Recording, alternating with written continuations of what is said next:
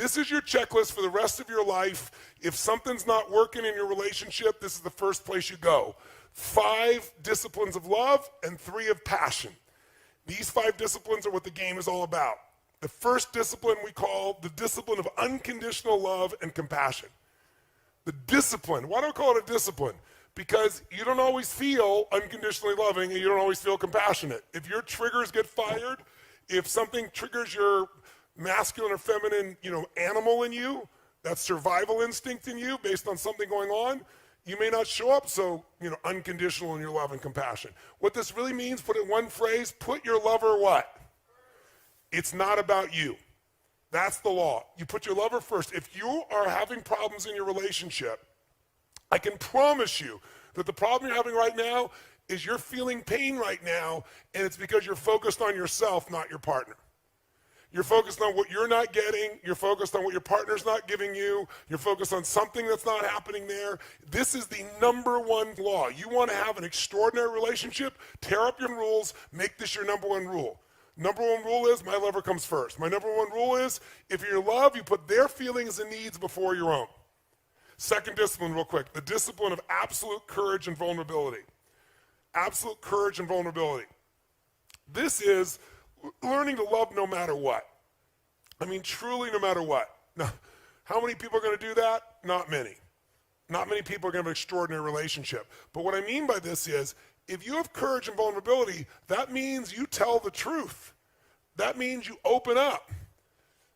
Most people, out of a lack of courage, hold back their gift. This idea that you're going to give pain to somebody you love, you're going to punish them, that takes no courage, that takes no vulnerability, that's just stupidity. So the more vulnerable you are, the more power you have, because love penetrates all. Third law is the law of positive intent. Yes. The discipline, I should say, of positive intent. By the way, discipline weighs ounces, regret weighs tons. Discipline weighs ounces, regret weighs tons. You don't follow these disciplines, you're going to have regret. Right? They're disciplines, they're commitments, they're things you're going to do no matter what. Discipline means even if it's not easy, you still do it, right? Discipline is, it's a habit. That's what a discipline is, it's a habit. It's the discipline of positive intent. You know the deeper truth that this is a no-blame game. You know that when something happens, no matter what it was, like when I said that to her, my girl knew, she and I made a decision early on. I decided, and this is a decision I encourage you to make if you haven't made it, or make it anew if you haven't made it in years. I decided I knew this woman's soul. Yeah. This woman's soul was as pure as anything I could ever dream of in my life. I knew that I loved this woman, her soul was pure, so no matter what happened, I would serve her, and no matter what happened, no matter what she said, no matter what she did, I would know, even if I couldn't figure out how, the intent was pure. The intent was wanting to get closer. It looks mean, but she's scared. It looks vicious, but she's just freaked out. And same thing with me. He looks like he's an unconscious asshole. He just doesn't know. It looks like he doesn't give a shit. He's actually a masculine male, and this is what they do, right? We shifted the meaning to always there's an empowering meaning because there's never negative intent, no matter what it looks like, no matter what was said. And by having that, along with that, they just want a positive intent, in a sense, no blame game, we immediately apologize. It doesn't matter what has happened. If there's any argument we have, it's a playful argument, which is, I'm taking responsibility and she's taking responsibility. No, honey, it was my fault. No, it was my fault. And it's like, and we mean it sincerely. It doesn't matter what it is, because I hold myself as whatever she's feeling, ultimately it's my responsibility. Even if I didn't intend it, that's it. So I take responsibility. I'm sorry, honey. I'm sorry your feelings were hurt. She does it with me also. And since we both are constantly doing it, it makes it like there's nobody ever blaming somebody else. So think about this. We put each other first. If we find we're not, we change that immediately, right? We immediately look at, we got to be courage and vulnerable. We've got to tell the truth. That's really what that is. Tell the truth with kindness, with love, with making nobody wrong, because we both know we have positive intent. And you break through all the bullshit with this. Mm-hmm. And with an apology, rather than I'm sorry you, always have I. Yes. Always I. Honey, I'm sorry today when I upset you, or I'm sorry today if I upset you. Having the word I in owning, it neutralizes. It's such a crazy, and we so underrate an apology of ownership. Owning something, who cares? When you love each other, who cares about being right or wrong? And if there really is an unconscious action, and even if it wasn't your intent, even if it wasn't unconscious, even if it was a misinterpretation, who cares? Own it. You own it, and it neutralizes that, and it only brings you closer. It's extraordinary. And you got to remember, no matter what they did, that's not who they are. If you can remember that, human behavior is not a reflection of the human spirit. Often it's a reflex action of the animal inside of us. And if you can know that, you know their spirit and you know their soul, then you know when people get insecure, when they get uncertain, when they go in survival, I've done it, you've done it, we've all done it. So instead of judging and making them wrong because you're scared of being hurt again, you got to come back to, I know what their intent is, I know it's positive. When you question my intent, you end the relationship.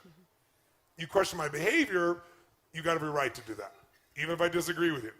You just never question intent. I'd underline that, I'd bold it, I'd go on. If you question intent, you are destroying the relationship. So when you look at somebody, usually you subscribe either what you would do, or if you dislike something about them, or you're in a bad state, you'll come up with the worst reason why they did it. It's never the truth. They did it to meet some needs, same as you. But underneath it, if you know their soul, you just don't question their intent. Now think of it, if you just did these three things, what would be destroyed on your list? Oh my God, our kids, blah, blah, blah, blah, blah, blah. Wait a second. My wife comes first, my husband comes first. You know what? Bottom line is, I trust and love them. These kids are going to be great. I'm going to bend. I'm going to find something here for him. I'm going to find something here for her, right? And I'm making this so crazy. I'm being so upset. What am I really upset about? I'm upset thinking my kids are not going to be the way I want them to be. Not my kids are going to be the way they're meant to be. So it's really about me again, right?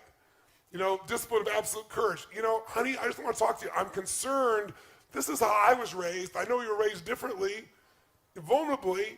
I love you. I love you the way you are. You're a rebel. You love me. I have rules. Maybe our kids will be okay with that too. What do you think? Finding some way. You know, knowing that there's positive intent will kill any anger, upset inside this piece. Fourth one of the 5 disciplines. Fourth is the discipline of honorable language and moment-to-moment awareness. Honorable language. There is power in love, adoration, and praise. And most of us don't use it enough. Most of us don't praise enough. And when I say praise, make a note. If you're going to praise your man or your woman, you must praise them specifically, not generally. But moment to moment, being consciously aware of the impact that you're having with your language and your presence on your partner. And your language as well. Body language, words, deeds. It's knowing you have an impact and seeing that impact. You know, if I'm doing something and I look over and I see my girl is not in a great place, I don't continue. So what happens for a woman to understand is we get information in, and if we hear a word, words go into that file in our brain, left hemisphere. Emotions go on the other side. But when you say a word to a woman, it hits both hemispheres. It's like if I asked you, where were you on, you know, the 11th of August in 2001. But if I asked you, where were you on 9/11? How many remember exactly where you were in the room when you heard about it, or you were there, you saw it? Because information with emotion is remembered forever. And for women, words that you say mean a lot because they determine whether she's pleasing you or not. And those words get connected to emotion, and you might just be saying things, because guys say things all the time, right? And when you're that upset, gentlemen, there's nowhere to go. You're never going to hurt that woman in a million years. So the only way to let go of some of the pressure is yell or scream or use some words. But then she takes those words in and she's hurt by it. And here's a trick. I'm married to a very passionate man. He's married to certainly a very passionate woman. And we made decisions. Never, I hate you. Never, I'm going to leave you. And not F you. Tone will say, F, F, F, mother F. Like, I mean, it can come flying out of his mouth and have such a level of intensity. But F, for F's sake, whatever that might be is different than... Never to you. That, and one other big one I'll give you is, if you ever threaten the end of the relationship, end it. Yeah. Because if you ever threaten it, when people go to put their button on the button, you know, just to threaten it because they're so frustrated, the moment you do that, somewhere in the psyche of your partner, they think, oh my God, they could leave me, and I gotta have to do this first. And so they put their finger on the button, and all it takes is enough times of doing that, enough years of doing that, and one day somebody will push the button. If you are committed to the relationship you're in, ban for life. Yes. For multiple lifetimes, for those of you who are gonna come back 6 and 7 times, like some of the people here did. You ban for multiple lifetimes. I will never, ever, ever threaten. Never. Neither of you ever threatens to leave. If you threaten to leave, relationship's over. It might take 3 more years, 5 more, 10 years, but it's over. If you want to be in a relationship with this person, don't ever, ever, ever threaten. And if you did before, it's off limits forever. No exceptions, doesn't matter how mad you are, angry you are, sad you are, never. You're not unconscious with your language, you're not unconscious with your deeds, you're aware of the impact and you correct it immediately. You constantly realize, I'm pissed off, I'm hurt, I'm sad, it's about me. Let me step out of me, I'm into something bigger here. Right? I'm not about that, I'm about something bigger. It's what do they need? Let me step in there. You do that enough times, it'll become a habit. And finally, number 5, the discipline of giving freedom. Giving freedom. Men live for freedom, women need it also. But it comes in different forms. And it's the power of forgiving, forgetting, and flooding. Forgiving, forgetting, and flooding. Now, women seem to have more of a difficulty with forgetting. But you can be forgiving, and forgiveness is when you realize that what you thought happened didn't really happen. You gave it a meaning that doesn't really match reality. You're expecting your partner to be something different than they are. Flooding is one of the most valuable skills you can do in your life. If you don't flood, you'll have a hard time forgiving and forgetting. And we flood our magic moments. I mean, all the time. All the time. And we capture them. You know, we have our little app of a journal that we capture all of our beautiful moments. After this event, when we get home on Sunday, we'll spend an hour and just capture all the beautiful moments that happened here. Everything that was funny, everything that was beautiful, everything that was touching. Because otherwise, it's actually what Nicole was talking about. Maybe she talked about framing. You have a peak experience and you actually give words to it, and that frames it, and it helps to get to that place. It's just like you bypass all that effort that took you there, and then that's your next starting point. And then you have another peak experience, and then you share that and you frame it and you give language and you give words to it, and then boom, you set the bar higher. And a lot of times what happens is magic happens in life. Grace pours, and we don't give words to it, we don't celebrate it, we don't recognize it, we don't see it, we don't appreciate it. And putting words to that of appreciation and of and reliving and experiencing it, it is, I would say it's one of the top 10 things for us that we do that just, it ignites and that feeling and just of utter appreciation, and we always capture it so we can go back and read it. It's so beautiful. This is something to share. So when we first, it's called true. A setup. He was so, oh my gosh, like I mean, rigid, militant, blue, like so intense about these things. And so, I mean, anytime that anybody would talk about eggs, he was just like, and did what felt like he was not vicious, but it felt like that level of intensity. And so we were together, and I was feeling like I needed more protein. And we share everything, and it was so crazy because I started to eat eggs, and I literally, and I didn't tell him. Oh my God! No, this sounds nuts, but I did not tell him, and I felt like I was having a freaking affair with an egg. And I would go into the pantry, and I'd eat the eggs, and I'm like, this is nuts. Like, this is crazy. It seems ridiculous. You're nuts.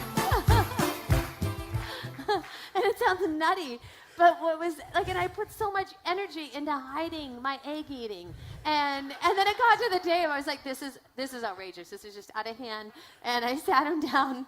So she finally came out and she shared me the affair she'd been having with eggs. And I was crestfallen. It's crazy. I still hate him. He does. Still hate him. Like, he does. And I still eat them. I love breakfast. I love my eggs, and I love my breakfast. I love her. Yes, so I love an egg eater. Now you know the truth. Yeah. So we disagree completely, but we love each other. So that's how you balance it out. You get it? You get it? You put love first. You love more than your rules. And it makes you a better human being because it opens you up, because lots of things we're making life and death that really aren't. They really, really aren't.